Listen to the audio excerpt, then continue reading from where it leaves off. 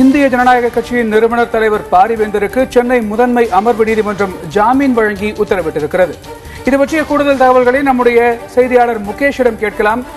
முகேஷ், பாரிவேந்தருக்கு வழங்கப்பட்டிருக்கும் இந்த ஜாமீன் குறித்த முழுமையான விவரங்களை பகிர்ந்து கொள்ளுங்கள். கணேஷ், இப்ப பாத்தீங்கன்னா பாரிவேந்தருக்கு சென்னை முதன்மை அமர்வு நீதிமன்றம் நிபந்தனை ஜாமீன் வழங்கி உத்தரவிட்டிருக்குது. இந்த வழக்கோட பின்னணி தொடர்பாக கடந்த 24ஆம் தேதி 24 விசாரணைக்கு அழைக்கப்பட்டு 25ஆம் தேதி விசாரணைக்கு ஆஜராகி 26ஆம் தேதி பாரிவேந்தர் கைது செய்யப்பட்டார். நீதிமன்ற காவலில் இருக்கும் அவர் தனது சார்பில் சென்னை முதன்மை அமர்வு நீதிமன்றத்தில் ஜாமீன் மனு தாக்கல் செய்திருந்தார். அந்த ஜாமீன் மனு இன்று நீதிபதி ஜெயச்சந்திரன் முன்னில் விசாரணைக்கு வந்தது. அப்பொழுது பாரிவேந்தர் தரப்பில் மூத்த வழக்கறிஞர் பி. குமார் ஆஜராகி பாரிவேந்தர் தரப்பில் உள்ள அனைத்து தரப்பு நியாயங்களும் எடுத்துரைத்தார். அப்பொழுது முக்கியமாக பணம் கொடுத்தது தொடர்பாக பாரிவேந்தரிடம் ஒரு பைசா கூட கொடுத்ததாக இதுவரை எந்த பெற்றோரும் தெரிவிக்கவில்லை. பண மோசடி செய்ததாக மாயமான மதன்கிட்ட தான் கொடுத்திருக்காங்க. மதனோட கூட்டாளிகள் சொல்லப்பட 6 பேர்கிட்ட பணம் கொடுத்து மதன் கிட்ட போனதாகவும் மதன் பாரிவேந்தர்கிட்ட கொடுத்ததாக தான் குற்றச்சாட்டு சொல்லியிருக்காங்க. தவிர நேரடியாக பாரிவேந்தர்கிட்ட ஒரு பைசா கூட கொடுத்ததாக குற்றச்சாட்டு இல்லை. அதே நேரத்தில் மற்றவர்கள் சொல்ற குற்றச்சாட்டுகள் அடிப்படையாக வச்சு ஒருத்தரை கைது செய்து சிறையில் அடைக்க முடியாதுன்னும் வாதம் வச்சாங்க. அதே இது மட்டும் இல்லாம நிறுவனத்தின் SRM கல்வி நிறுவனத்தின் பெயர் களங்கம் ஏற்படும் வகையில் இருக்கிறதுனால அந்த பெயர் களங்கம் ஏற்படுத்துவதை சரி கட்டுவதற்காகவும் இந்த பல்கலைக்கழகத்தோட வேந்தர் என்ற முறையிலும் இந்த குற்றச்சாட்டுக்கு ஆளான 75 கோடி ரூபாயை நீதிமன்றத்தை செலுத்த தயாராக இருப்பதாகவும் தாங்கள் குற்றமற்றவர்கள் என்று முழுமையாக தற்போது வரை நாங்கள் சொல்லிக் கொண்டிருக்கும் பாரிவேந்தர் தரப்புல வாதம் வைக்கப்பட்ட பொழுது நீதிபதி அவற்றை முழுமையாக கேட்டு இந்த பணத்தை செலுத்துபவர்கள் எப்படி செலுத்துறார்கள் அதோட உண்மைத்தன்மை குறித்து தெரிஞ்சுக்கணும் அப்படின்னு சொல்லிட்டு நீதிபதி கருத்து வைத்திருந்தாரு. அதன் அடிப்படையில் பாரிவேந்தருக்கு நிபந்தனை ஜாமீன் வழங்கி நீதிமன்றம் உத்தரவிட்டிருக்கு. அந்த நிபந்தனைகளை பாத்தீங்கன்னாக்கா முறையான கணக்கு வழக்குப்படி வருமானத்திற்கான ஆதாரத்துடன் தாங்கள் 75 கோடி தாக்கல் செய்வோம் என்று முன்னாடி தெரிவிச்சிருந்தாங்க. அந்த தொகையை சைதாப்பேட்டை நீதிமன்றத்தில் செலுத்தவும் 10 லட்சம் ரூபாய்க்கான இருநபர் உத்தரவாதத்தை செலுத்தணும்னு சொல்லியிருக்காங்க. அதே நேரத்தில் பாஸ்போர்ட்டை சரண்டர் பண்ணணும். வெளிநாட்டுக்கு செல்லும் பட்சத்தில் பாஸ்போர்ட் தேவைப்படும் பட்சத்தில் மனு தாக்கல் செய்து பாஸ்போர்ட்டை பெற்றுக்கொள்ளலாம் என்றும் சொல்லியிருக்காங்க. மருவத்தூர் வரும் வரை 10:30 மணிக்கு விசாரணை அதிகாரி முன்பு ஆஜராகி கையெழுத்திட வேண்டும் என்றும் நிபந்தனை விதிச்சிருக்காங்க.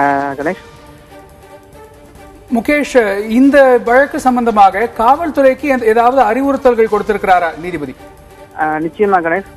வழக்கமா முகேஷ், உங்களுடைய தகவல்களை நாங்கள் கேட்பதற்கு முன்பாக நீங்கள் இணைப்பிலே இருங்கள். தற்போது பாரிவேந்தர் தரப்பு வழக்கறிஞர் பாலு அவர்கள் நம்முடன் தொலைபேசி இணைப்பில் வந்திருக்கிறார். அவரிடம் கேட்கலாம்.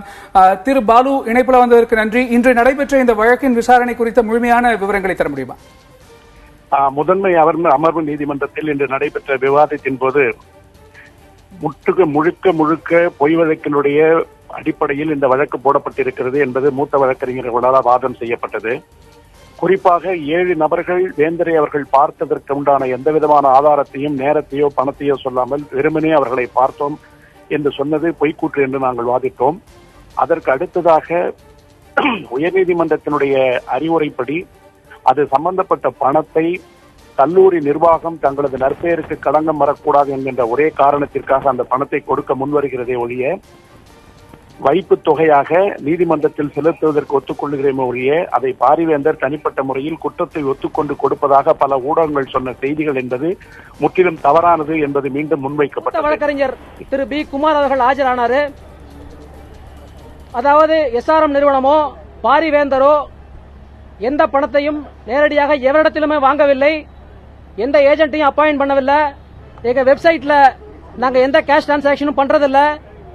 அதே போல எல்லாமே சட்டத்திட்டத்துக்கு உட்பட்டு தான் நடக்குதுன்னு சொல்லி மூத்த வழக்கறிஞர் திரு பி. குமார் அவர்கள் ஆஜராகி பேசினாரு. நீதிபதிகள் சரமாரியாக நீதிபதி அவர்கள் நிறைய கேள்விகள்லாம் கேட்டாரு. அதாவது எவ்வளவு இது வரைக்கும் உங்களுக்கு கேஸ் வந்திருக்கு, யாருக்கெல்லாம் கொடுத்தீங்க, சீட்டு கொடுத்த உடனே பணம் கொடுத்துருவீங்களா, இது வரைக்கும் விசாரணை எந்த நிலைமையில இருக்கு, அதே போல இதற்கு முன்பாக ஒரு கேஸ்ல ஒருத்தர் விடுதலை ஆயிருக்காரு, அதையும் நாங்கள் மேற்கோளிட்டு காமிச்சோம். அதே போல சுப்ரீம் கோர்ட்ல இருக்கக்கூடிய ஒரு ஜட்ஜ்மெண்ட்டையும் கோடிட்டு மூத்த வழக்கறிஞர் திரு பி. குமார் அவர்கள் சொன்னாங்க. இதையெல்லாம் கேட்ட பிறகு ஜட்ஜ் வேந்தர் அவர்களுக்கு bail petition, conditional bail petition கொடுத்திருக்காரு. அந்த பெயில் ஆர்டர் படி, அந்த ஜாமீன் படி 75 கோடி ரூபாயை அந்த கிரைம் நம்பர் 143/2016 அப்படிங்கிற அந்த கிரைம் நம்பர்ல அந்த 75 கோடி ரூபாயை கட்டணும். 2 பேர் 10 லட்சம் ரூபாய்க்கு 2 ஜாமீன் கொடுக்கணும். அதே போல ஐஓ கிட்ட டெய்லி தினமும் காலையில் 10:30 மணிக்கு உத்தரவு வரும் வரை 10:30 மணிக்கு ஆஜராகி கையொப்பமிடணும் இப்படின்ற கண்டிஷன்ஸ் பேர்ல பெயில் பெட்டிஷன்ல ஆர்டர் கொடுத்திருக்காரு. பெயில் பெட்டிஷன் ஆயிருச்சு. Bail petition is allowed with conditions. And நாளைக்கு இந்த ஷூரிட்டி மற்ற ஃபார்மாலிட்டிஸ் எல்லாம் நாளைக்கு மேஜிஸ்ட்ரேட் கோர்ட் முன்னாடி, சைதாப்பேட்டையில் இருக்கக்கூடிய மேஜிஸ்ட்ரேட் முன்னாடி, அடிஷனல் சீஃப் மெட்ரோபாலிட்டன் மேஜிஸ்ட்ரேட் முன்னாடி, 11th அடிஷனல் முன்னாடி இதெல்லாம் கொடுக்கறது, 11th MM முன்னாடி ஷூரிட்டி, பெயில் பாண்ட் மற்ற எல்லாத்தையும் இந்த பேப்பர்ஸ் எல்லாம் கம்ப்ளைன்சஸ் எல்லாம் பண்ணதுக்கு அப்புறம் இந்த 75 கோடி ரூபாயை எப்படி கொடுக்கறதுங்கிறத பத்தி பேசிட்டு அதுக்கப்புறம் அவங்க கொடுப்போம். வேற என்ன? என்னது போத்ரா வழக்குல ஆர்டர் வர்றதுக்காக வெயிட் பண்ணிட்டு இருக்கோம். வந்த உடனே எந்த நேரத்திலையும் வரலாம். இன்னும் ஒரு 10 நிமிஷத்துல கூட வந்துடலாம். அதுக்காக வெயிட் பண்ணிட்டு இருக்கோம்.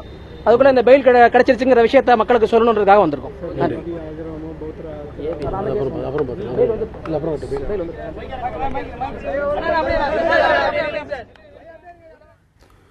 வழக்கறிஞர் வெங்கடேசனுடைய செய்தியாளர் சந்திப்பை பார்த்தோம். நம்முடன் தொலைபேசி இணைப்பில் இருக்கக்கூடிய நம்முடைய வழக்கறிஞர் திரு பாலு அவர்களிடம் நாம் தொடர்ந்து பேசலாம். திரு பாலு, நீங்கள் சொல்லிட்டு இருந்தீங்க இன்றைக்கு இந்த வழக்கின் விசாரணையின் போது நீதிபதி என்ன மாதிரியான கேள்விகளை முன்வைத்தார், வழக்கின் விசாரணை எப்படி சென்றது, எப்படி ஜாமீன் வழங்கப்பட்டது என்பதை சொல்லிக் கொண்டிருந்தீர்கள். தொடர்ந்து சொல்லுங்கள். அவர் குறிப்பாக எழுப்பிய கேள்விகள் என்னவென்றால், இந்த 7 பேர் என்பவர்கள் கொடுத்த பணத்திற்கு எந்த விதமான ஆதாரமும் இல்லை, அது வெறுமனே கூறப்பட்ட புகார் என்று சொன்னோம். அதற்கு அடுத்ததாக திருச்சி மருத்துவக் கல்லூரியை பொறுத்தவரை 2013 மற்றும் 2014 ஆண்டுகளில் மாணவர் சேர்க்கை என்பது நடைபெறவே இல்லை. அது சார்பாக கொடுக்கப்பட்ட புகார் என்பது பொய் புகார் என்பது ஆணித்தரமாக வைக்கப்பட்டது. அட்மிஷன் இல்லாமல் இருந்த 2 வருடங்களுக்கு எப்படி பணம் வசூலிக்க முடியும் என்ற கேள்விக்கு அரசு தரப்பில் எந்த பதிலையும் முன்வைக்க முடியவில்லை. அதற்கு அடுத்ததாக குறிப்பாக நேற்று உயர்நீதிமன்றம் அளித்த ஒரு உத்தரவின்படி இப்படி கொடுக்கப்பட்டதாக சொல்லப்படுகின்ற பணத்திற்கு எந்த விதமான ஆதாரமும் யாராலும் நிரூபிக்க முடியாது. அதே நேரத்தில் வருவாய்த்துறை, அதாவது இன்கம் டாக்ஸ் டிபார்ட்மெண்ட் அதை சார்ந்து விசாரணை அது சம்பந்தமாக விசாரணை நடத்த வேண்டும், அவர்களிடமிருந்து அந்த கணக்கை பெற வேண்டும் என்று நேற்று உயர்நீதிமன்றம் பிறப்பித்த உத்தரவின் அடிப்படையில் இதுவரை விசாரிக்கப்பட்டவர்களிடமிருந்து யாராவது பணத்திற்கு உண்டான வழி இதுதான், இந்த வழியில்தான் பணம் வந்தது என்று சொல்லியிருக்கிறார்களா என்று விசாரணை அதிகாரியிடம் கேட்டபொழுது அது குறித்து நாங்கள் விசாரித்துக் கொண்டிருக்கிறோம் என்று கேட்டார்கள்.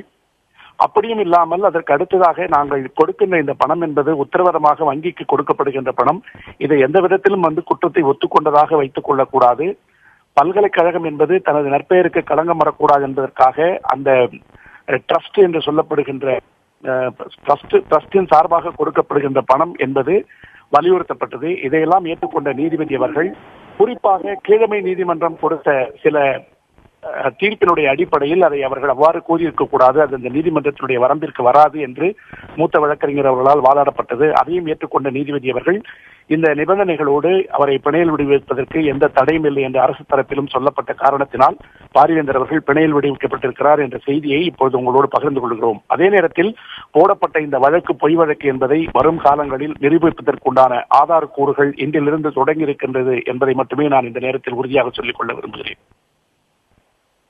நன்றி திரு பாலு. இணைப்புல விரிவாக பல்வேறு தகவல்களை பகிர்ந்து விடுவதற்கு மிக்க நன்றி. ஐஜேகே நிறுவனர் பாரிவேந்தருக்கு ஜாமீன் வழங்கப்பட்டிருக்கும் நிலையில் நீதிமன்றத்தில் முன்வைக்கப்பட்ட வாதங்களின் விவரங்களை பார்க்கலாம்.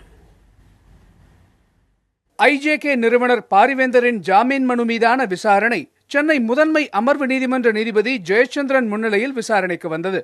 அப்போது SRM குழுமத்தின் சென்னை மருத்துவக் கல்லூரியில் சேர பணம் கொடுத்ததாக சொல்லப்படும் 2013-14, 2014-15 ஆகிய கல்வியாண்டுகளில் மாணவர் சேர்க்கையே நடக்கவில்லை என்று பாரிவேந்தர் தரப்பில் ஆஜரான மூத்த வழக்கறிஞர் B. குமார் வாதிட்டார். மாணவர் சேர்க்கையே நடைபெறாத பட்சத்தில் கல்லூரியில் சேர பணம் கொடுத்ததாக சொல்லும் புகார்தாரர்கள் அப்போதே ஏன் இது பற்றி தெரிவிக்கவில்லை என்றும், எதற்காக புகார்தாரர்கள் காத்திருந்தார்கள் என்றும் வழக்கறிஞர் கேள்வி எழுப்பினார்.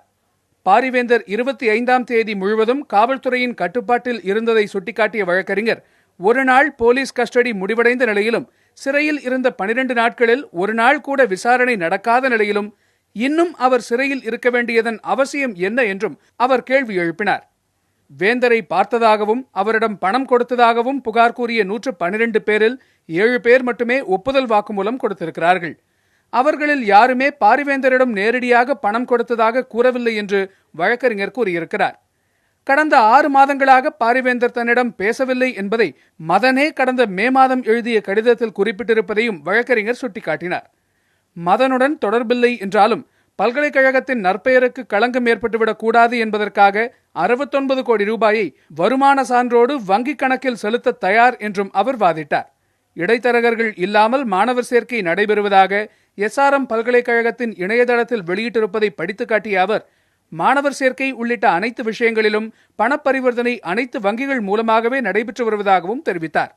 வழக்கறிஞர் குமாரின் வாதத்தை கேட்ட நீதிபதி, புகார்தாரர்கள் பணம் கொடுத்ததற்கு என்ன ஆதாரம் இருக்கிறது என்றும், பணம் கொடுக்க அவர்களுக்கு வருமானம் எங்கிருந்து வந்தது என்பது பற்றியும் விசாரிக்க வேண்டும் என்று மத்திய குற்றப்பிரிவு காவல்துறையை கேட்டுக்கொண்டார். புகார்தாரர்கள் உண்மையிலேயே பணம் கொடுத்தார்களா இல்லை பணம் பறிக்கும் முயற்சியா என்பது குறித்தும் விசாரணை நடத்த வேண்டும் என்று நீதிபதி காவல்துறையினரை அறிவுறுத்தினார்.